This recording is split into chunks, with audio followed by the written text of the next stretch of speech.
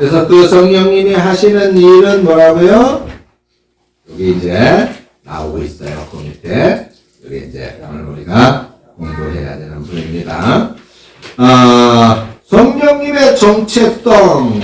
성령님은 삼위일체의 하나님이시다. 성부, 성자, 성령. 이 삼위의 하나님을 가리키는데, 이 삼위의 하나님은 한 하나님이시다. 그죠? 자, 그래서 우리가 하나님, 그러면 거기에는 성부, 성자, 성령 하나님이 다 포함이 되어져 있는 거예요. 그죠? 성부, 성자, 성령 하나님이 다 포함되어져 있어요.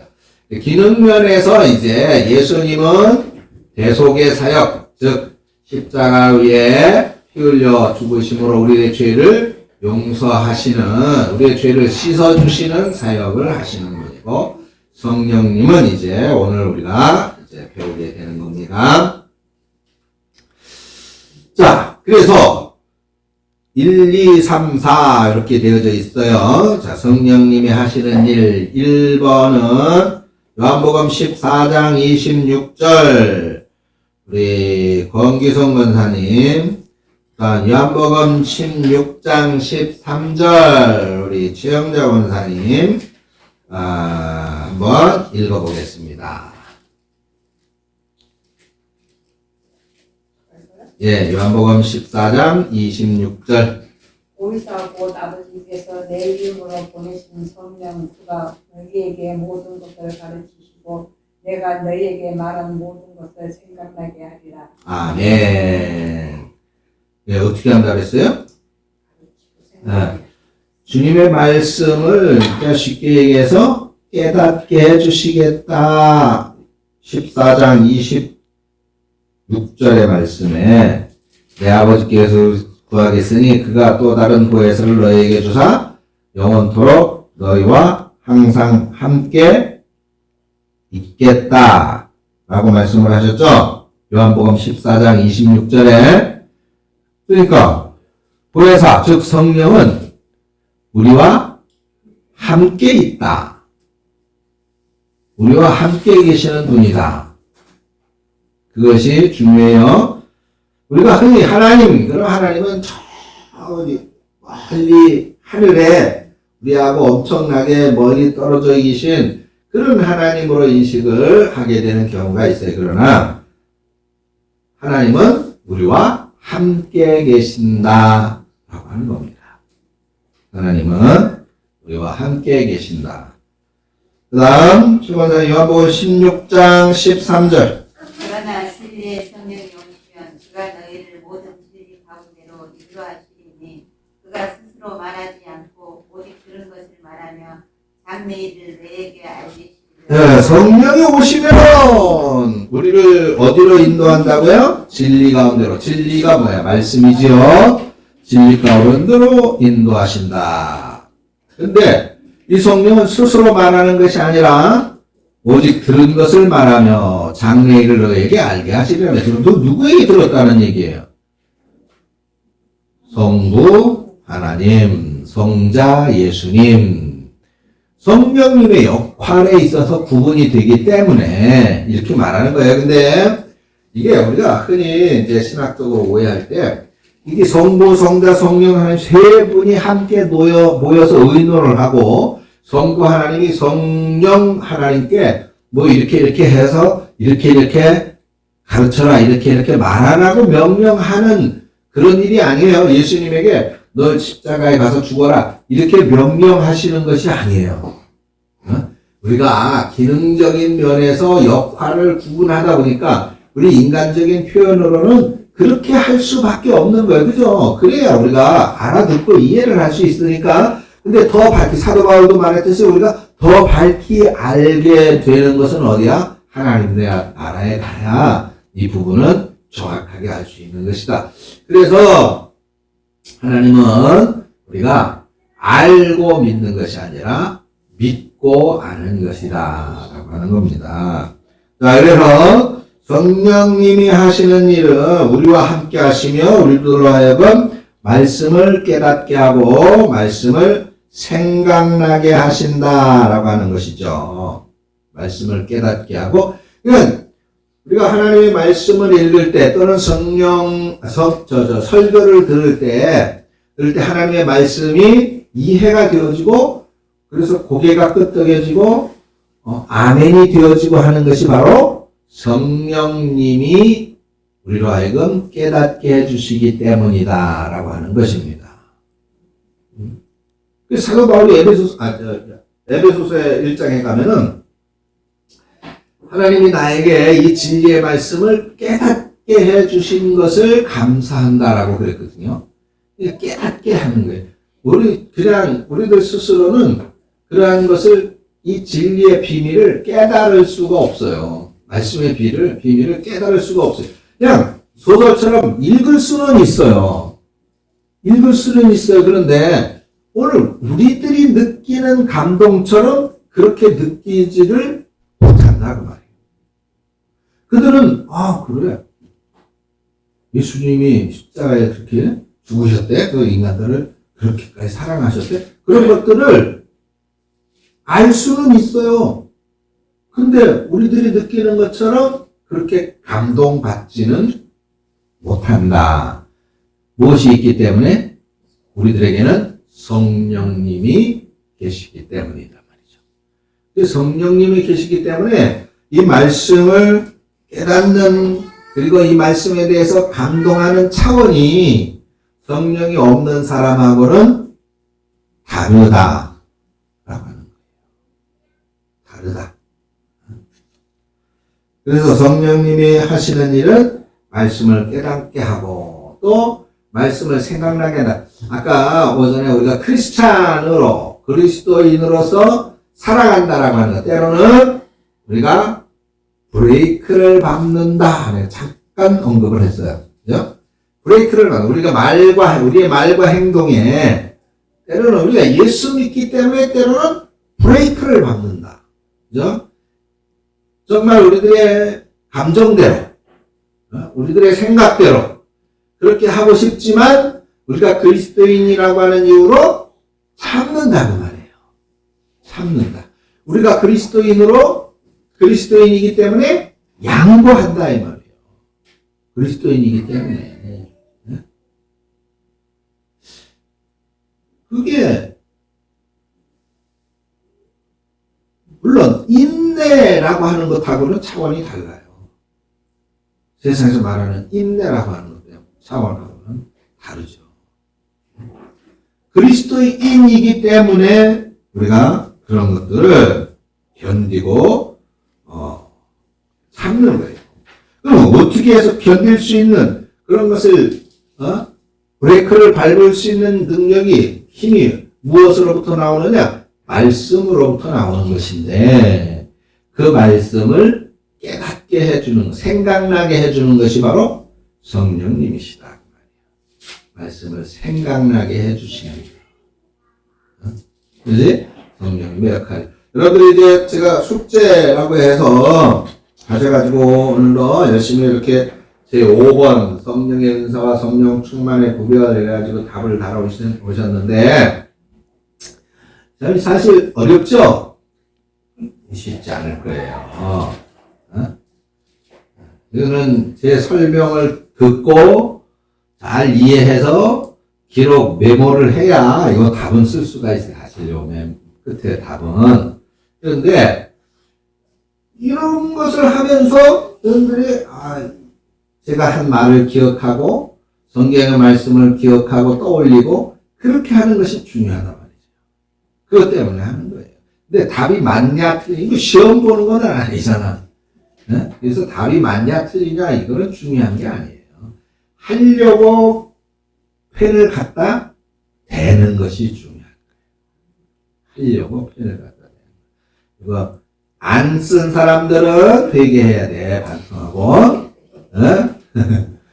안 쓴 사람들이. 이거 이제 내일 모레 천당 바라보는 분들은 다 해왔는데 젊은 사람들이 안 해왔어 이거. 자, 그래서 그런 말씀들을 생각나게 하고 깨닫게 하고 그런 역할들이 바로 누가 하시는 것이다? 성령님이 하시는 것이다.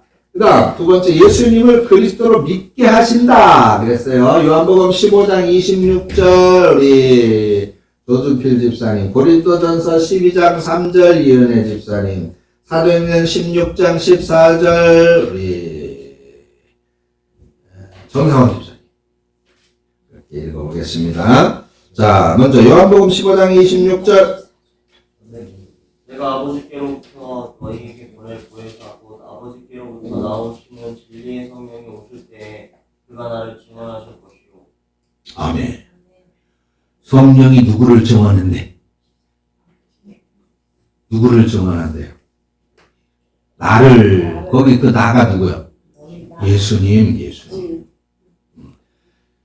성령께서 예수님을 누구에게? 우리에게 증언하신다는 것이에요. 자, 고린도전서 12장 3절. 그러므로 내가 너희에게 알리노니 하나님의 영으로 말하는 자는 누구든지 예수를 저주할 자라 하지 아니하고 또 성령으로 아니하고는 누구든지 예수를 주시라 할 수 없느니라. 아멘. 여기도 중요한 말씀이, 성령으로 말미암지 않고는 예수님을, 그러니까 성령님이 계시지 않으면, 내 속에 성령님이 계시지 않으면 예수님을 나의 주님이라고 말할 수 있다, 없다? 없다. 네, 여러분들이 예수님을 주라고 고백할 수 있는 것은 바로 성령이 계시다, 성령님의 도움이시다라고 하는 것을 말씀하고 있는 거예요. 다음에 사도행전 16장 14절. 두아디라 시에 있는 자세 옥감 장사로서 하나님을 섬기는 루디아라는 한 여자가 네?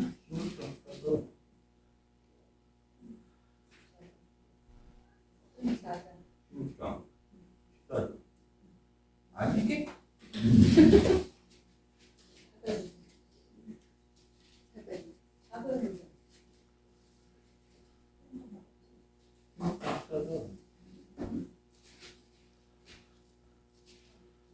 내가 잘못 썼을 수도 있어요. 16장 14절.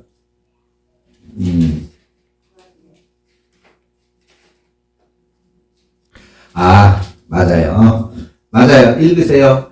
두아디라 시에 있는 자세 옥감 장사로서 하나님을 섬기는 루디아라는 한 여자가 말을 듣고 있을 때 주께서 그 마음을 열어 바울의 말을 따르게 하시니. 아멘. 주께서 그 마음을 열어 바울의 말을 따르게, 바울의 말을 따르다라고 하는, 바울의 말을 쫓다, 바울의 말을 믿게 하셨다. 그 바울의 어떤 말?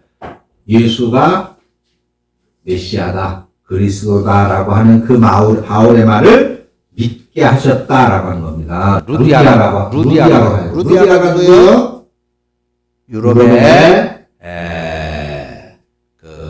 한 여인인데, 예수님을 믿는, 예수님을 믿고 자기의 집을 교회로 사용하도록 내놓은 그런 사람이죠. 교회를 헌납한 여인입니다. 여인. 자, 그렇게 해서 그 마음을 열어주셨다. 주께서 성령께서 그 마음을, 지금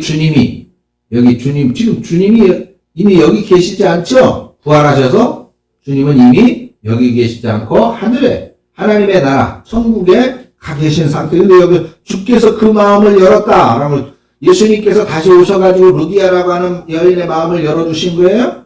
아니죠? 성령께서 그 마음을 열어서 믿게 하셨고, 그래서 바울의 말을 따랐다. 그래서 성령님이 하신 일 두 번째는 뭐예요? 예수를 그리스도로 믿게 하신다라고 하는 거예요. 그러니까 성령으로 말미암지 않고는 주라 시인할 수 없는 것입니다. 성령으로 말미암지 않고는 우리가 주님을 주라고 시인할 수가 없는 것이에요. 여기에 계시는 여러분들이 예수님을 저주받을 자라 그렇게 하지 못하는 것도 또한 누가 우리 속에 계시기 때문이라 그래? 성령님이 계시기 때문이라는 것이죠. 그래서 예수님을 저주할 자라고 할 수가 없다. 그렇게 말하고 있죠? 있습니다. 다음 3번 우리 최현정 집사님 사도행전 1장 8절 문희숙 성가님 사도행전 4장 31절 보겠습니다. 자, 최윤정 집사님부터. 오직 성령이 너희에게 임하시면 너희가 권능을 받고 예루살렘과 온 유대와 사마리아와 땅끝까지 이르러 내 증인이 되리라 하시니라.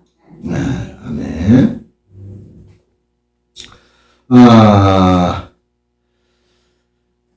자, 요 부분은 뭐 여러분들이 다 아시는데 4장 31절은 먼저 읽어보세요.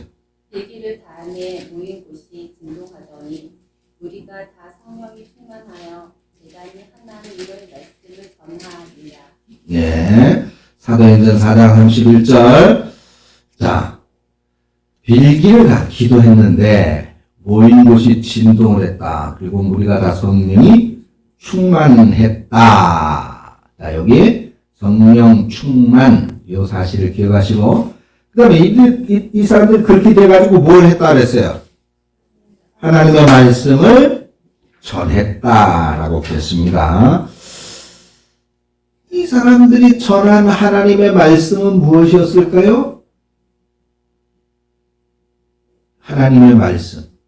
우리 복잡하게 생각할 거 없어요. 뭐 율법, 뭐 구약 성경, 여러분들 이런 것일 수도 있겠지만, 자 한마디로 하나님의 말씀이 눈에 보여지는 현실로 나타나신 분이 뭐예요?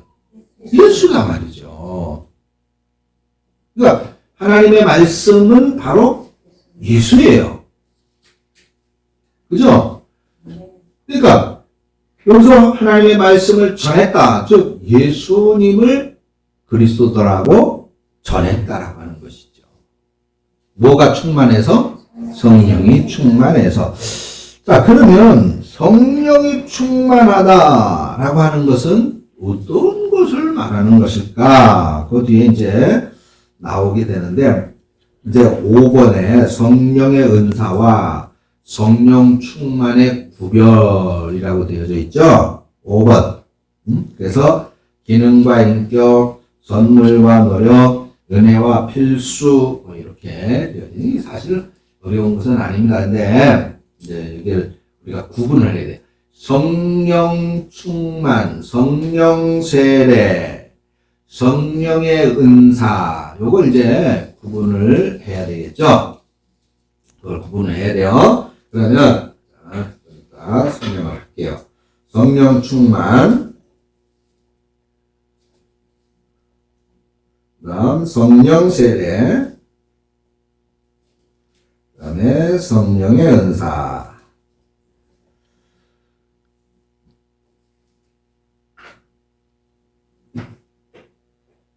여기를 잘못 건드려서 수많은 이단들이 탄생을 하게 돼요. 그래서 이걸 아마 이 성령 부분은 다음 시간에 한 번 더 해야 될 것 같기도 해요. 이게 설명이 쉽지가 않은 부분입니다. 자, 아무튼 그래서 성령님은 예수를 그리스도라고 증거하게 하신다 이렇게 했죠.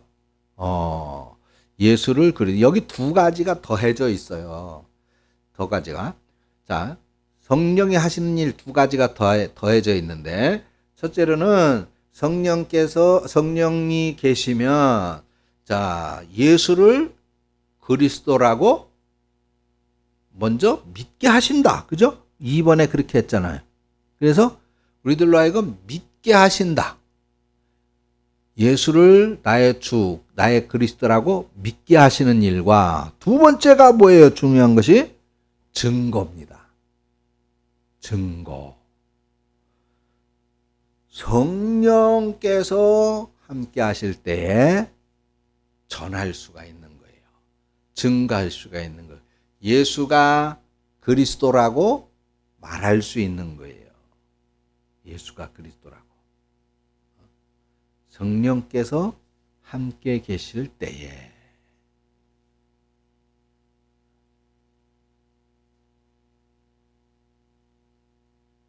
근데 그것이 그냥 하라 그래서 할 수 있는 게 아니에요.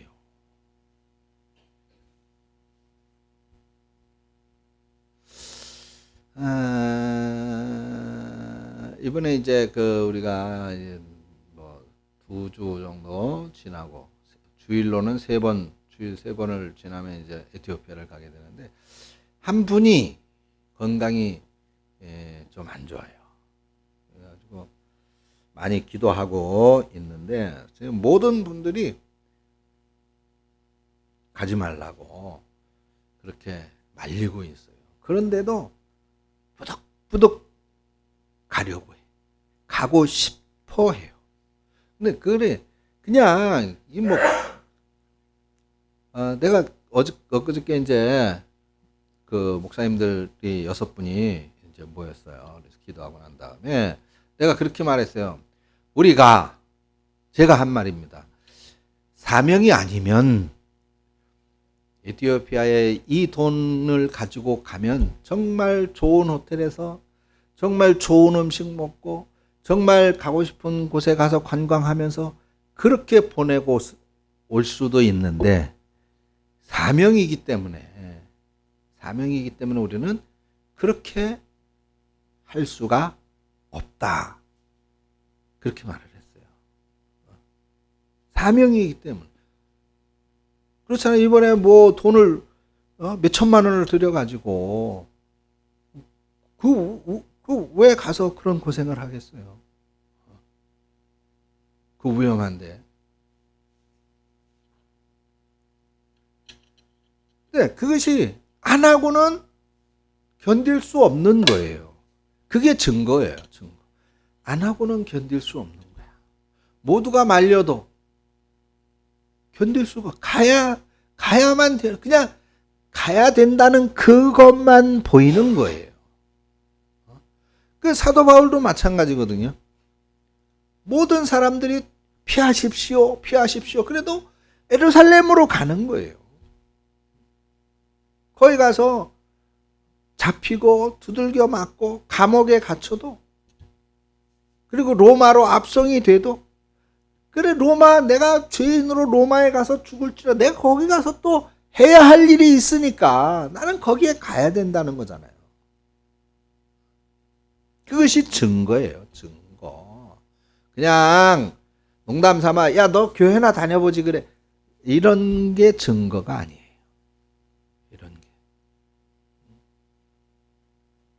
오늘 우리 문희석 성도님 또 그 남편 백영수 또 우리 문희석 성도님의 남편 되시는 분이 따로 이렇게 선교 헌금을 해 주셔가지고 감사드립니다.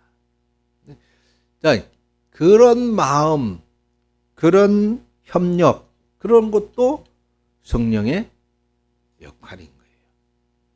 그런 것이 성령의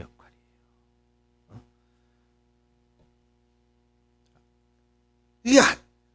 아니 그냥 이것도 딴 분들 다 하는데 우리 안 하면은 목사님이 좀 안 좋게 생각하지 않을까? 그런 게 아니잖아요.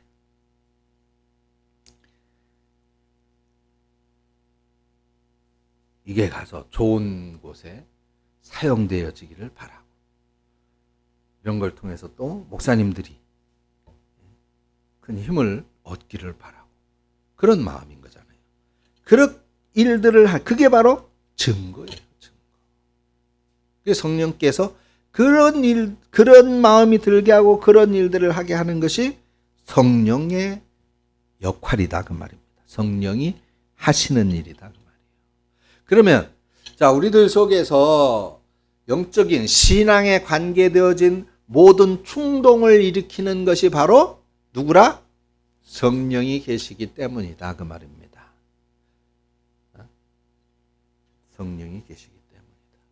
그런데 이 성령을 소멸시키면 당연히 신앙이 힘들어지겠죠. 내 각오와 결심으로 신앙생활을 유지할 수가 없습니다. 성령의 도움을 받아야 신앙이 신이 나는 거예요. 여러분 자동차가 있어. 자동차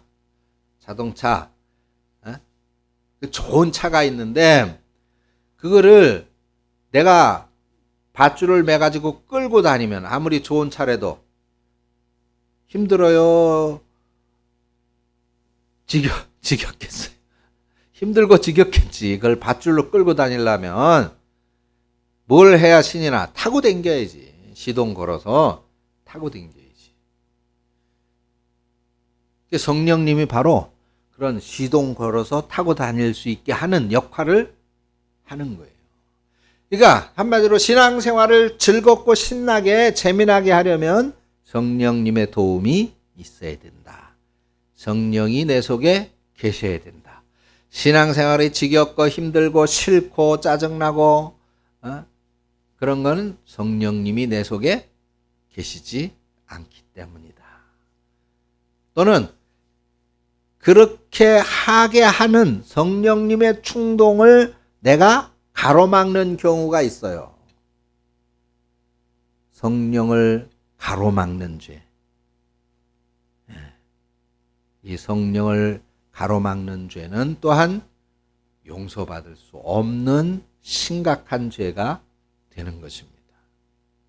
성령의 충동을, 성령의 지시를 절대로 가로막으면 안 됩니다. 지난번에 말씀을 드렸죠. 우리 속에 선과 악이 있다. 하나님을 따르는 영의 역사와 악한 영의 역사가 있다. 지난 설교 시간에 한번 말씀을 드렸어요.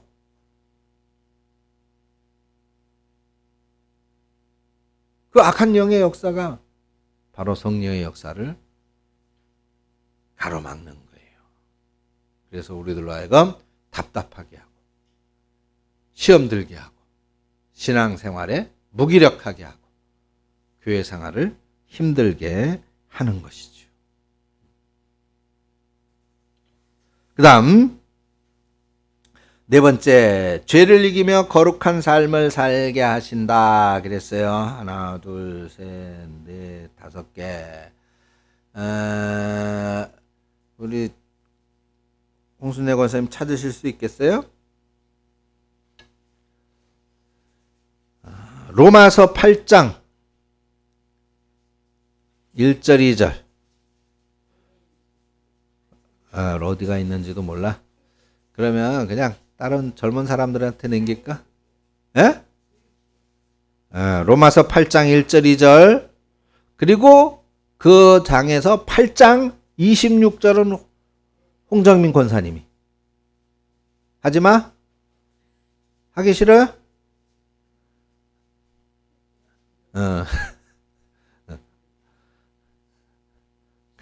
그럼 15장 16절은 다시 권권사님, 고린도 전서 6장 11절은 우리 최영자 권사님, 12장 11절은 우리 조준필 집사님. 그렇게 합니다. 자, 먼저 로마서 8장 찾았어요? 1절 2절 시작.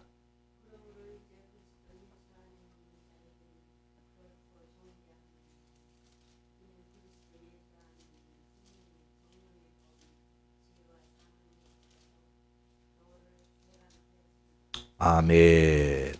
할렐루야. 감사합니다. 그 다음에 그 8장에 자 26절.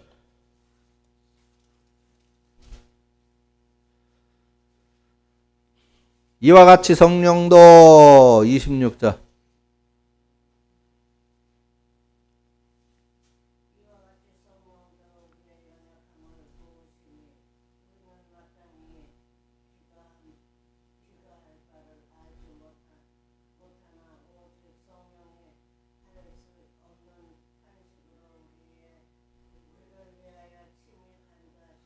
아멘. 15장 16절.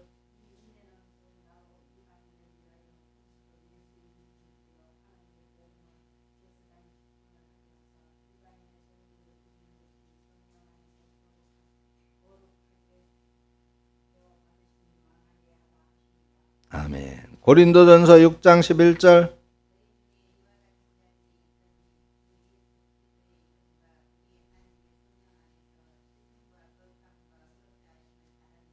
아멘. 12장 11절.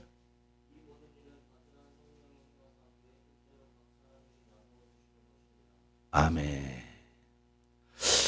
자, 이 말씀들을 보면 공통적으로 성령님이 함께 하시고 성령으로 말미암아서 성령님의 도우심으로 어떻게 한다? 거룩하게 하신다.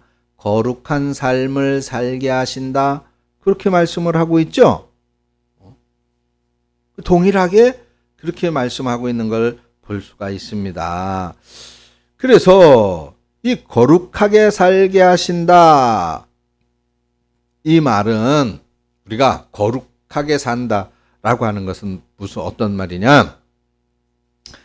쉬운 말로 신앙생활에 열심 있는 삶을 살게 하신다라는 거예요. 그럼 신앙생활에 열심 있는 삶이라고 하는 것은 무엇일까? 이 당시로는 크게 세 가지로 나눌 수가 있어요. 요게 이제 초대교회 성도들의 모습이잖아요. 근데 그들을 거룩하게 하셨다. 성령으로 인해서 그들을 거룩하게 하셨다. 그럼 거룩하게 하신다라고 하는 것은 세 가지인데, 첫째는 그들이 거룩하다라고 하는 것은 뭘 어떻게 했길래 거룩하다느냐? 첫째, 예배에 최선이었다. 예배에 최선이었다. 두 번째, 기도에 최선이었다. 기도에 최선이었다. 세 번째, 전도에 최선이었다. 초대교회 때의 거룩한 삶, 거룩한 생활이라고 하는 것은 바로 이것이었어요.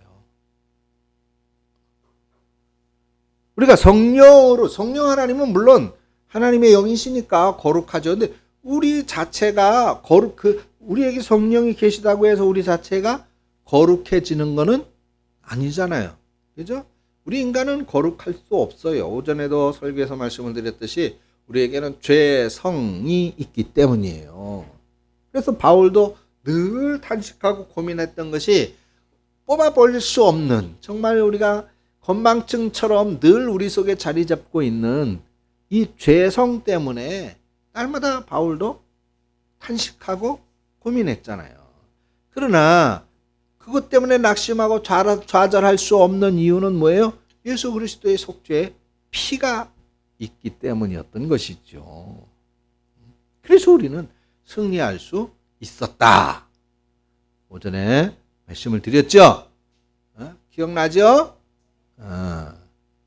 자, 그런 것처럼 우리들이 바로 이 성령님의 역할로 인해서 거룩한 삶을 살게 되어지는데, 결국 그 거룩한 삶, 즉 오늘 우리 그리스도인들, 오늘 여기 계시는 여러분들이 거룩해질 수 있는 것은 우리가 하나님처럼 거룩한 영체가 되어져서가 아니라 우리가 예배에 열심이고 기도에 열심이고 전도에 열심인 그러한 신앙생활을 하는 것이 바로 거룩해지는 것인데, 그러한 거룩해지는 신앙생활을 할 수 있게 도우시는 역할을 누가 하신다?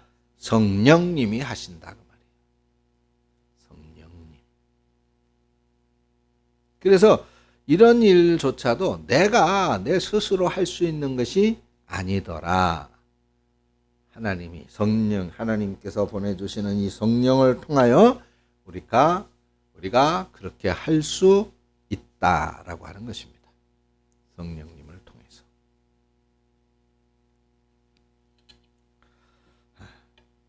자, 그러면 시간이 얼마 없는데 성령 세례와 성령 충만은 그러면 어떻게 구분을 하느냐? 자, 충만이라고 하는 것은 뭐예요?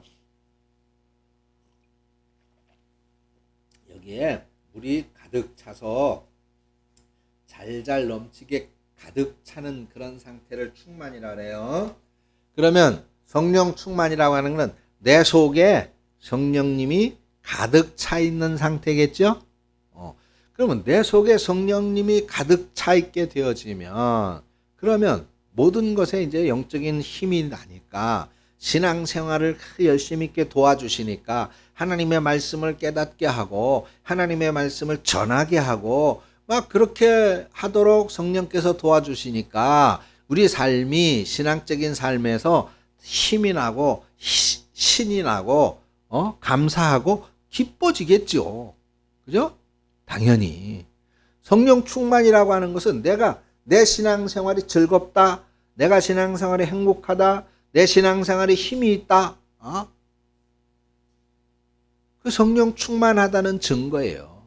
그러니까 내가 하는 게 아니라 성령이 충만하니까 신이 나서 기도하게 되고 신이 나서 예배드리게 되고 신이 나서 전도하게 되고 신이 나서 하나님의 일에 봉사하고 협력하고 헌신하게 되는 거예요. 그게 성령 충만이에요. 근데 성령이 충만하지 않으면 내 노력으로 하게 되겠죠? 내 힘으로 하려고 하는 거예요. 성령 충만하지 않은 상태에서는. 그러니까 힘이 들어요. 짜증이 나. 그러니까 자꾸 마음에 시험이 오는 거예요. 그래서 우리가 주님의 이름으로 무엇을 할 때, 교회에서 무엇인가를, 교회 활동에서 무엇인가를 할 때 내가 마음에 부담이 생기고 짜증이 나고 힘이 들고 막 누가 미워지고 싫어지고 욕하고 싶고 그러면 성령 충만이 아니라는 거예요. 성령 충만을 위해서 성령 하나님도 인격이십니다. 그래서 우리가 기도할 때도 하나님 나에게 성령 충만을 주시옵소서라고 기도해야 돼요. 성령 충만을 주시라고 기도해야 돼요. 내가 성령의 지배를 받게 해달라고 기도해야 됩니다. 내가 성령 하나님을 환영하오니 내 속에 임하여 주옵소서라고 기도해야 돼요. 기도하시기를 바랍니다. 그게 성령 충만이에요. 그러면 성령 세례는 뭐냐? 요거는 성령 세례는 우리 장로교에서는 잘 사용 안 해요. 요 성령 세례라고 하는 것은 조금 진보주의적인 그런 교회, 그런 교단에서 사용을 하고 특히 순복음에서 성령 세례를 중요하게 여깁니다. 그래 성령 세례는 무엇이냐? 이게 우리가 세례 그러면 이제 생각나는 것이 있죠.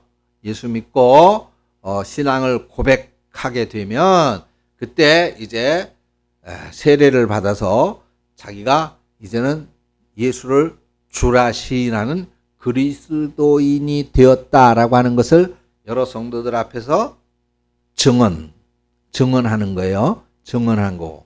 또 하나님 앞에는 내가 평생을 주를 따르겠습니다라고 다짐, 서약하는 거죠. 그것이 세례의 의미예요. 그런데 타 교단, 모 교단, 이제 우리 장로교가 아닌 자유주의 교단에서는 그거 가지고 구원받지는 못한다. 우리 장로교단은 아니야. 세례를 그렇게 받음으로써 내가 예수를 믿는다라고 시인하고 그거를 여러 사람들한테 증언했잖아. 그거면 된 거야 라고 얘기를 하지만 그 사람들은 아니에요. 그거 가지고는 안 돼. 성령 세례를 받아야 돼 라고 말을 합니다. 그 성령 세례는 그러면 따로 무엇이냐? 쉽게 얘기해서 그야말로 죄를 시인하고 죄인인 것을 시인하고 회개하는 것 그렇게 말을 하는데 그냥 회개가 아니에요. 그냥 정말 싹 비워내는 회개, 철두철미한 회개, 지랄 발광하는 회개. 그러니까 왜 그런 경험 해보신 분들이 계실 거예요. 그냥 막 근데 사실 회개 정말 처음 그리스도인이 되기 위하여 처음 회개하는 그 속죄의 회개는 사실 그러잖아요. 우리 흔히 말로 눈물 콧물이 범벅이 되도록 그렇게 통회라고 그러죠. 통회. 막 말 그대로 그냥 막 땡굴땡굴 구르고 막 펄떡펄떡 뛰면서 회개를 해요. 그렇게 회개합니다. 근데 그 회개나 오전에 설교 말씀드린 것처럼 한전 구석에서 고개를 들지 못하고 가슴을 치며 주여 내가 죄인입니다. 나를 불쌍히 여겨주세요. 라고 회개하는 그 회개는 다를까요? 아유, 다른 게 아니에요. 똑같은 거예요. 그러면 그냥 지랄 발광하면서 펄떡펄떡 뛰며 눈물 콧물 흘리면서 그렇게 회개하는 사람은 이거 죄가 큰 모양이다. 엄청난 죄를 전 모양이야. 그리고 조용하게 주님이 죄인을 용서해 눈물 똑똑 흘리면서 용서해 주세요. 그 사람은 저 사람은 좀 작은 죄를 졌나 보다. 그런 걸까요? 아니에요. 아니에요. 똑같은 거예요.